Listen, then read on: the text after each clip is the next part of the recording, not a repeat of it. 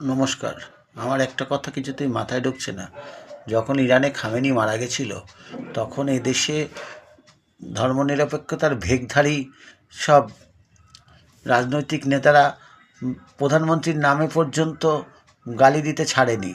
ভাঙচুর, বিক্ষোভ, মিছিল সব কিছু করেছিল।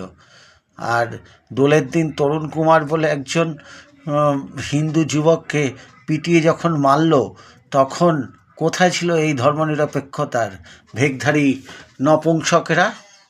কোথায় গেলি তারা? সুতরাং আমাদের হিন্দুদের বাঁচতে গেলে হিন্দুদের একত্রিত হতেই হবে।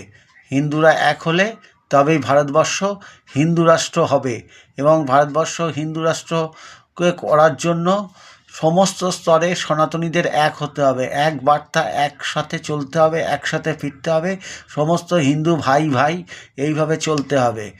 সুতরাং ভিডিওটা সর্বত্র সনাতনীদের মাঝখানে ছড়িয়ে দিন এবং বলুন, জয় হিন্দ, জয় ভারত, ভারত মাতা কি জয়, বন্দে মাতরম, হিন্দু হিন্দু ভাই ভাই। ধন্যবাদ।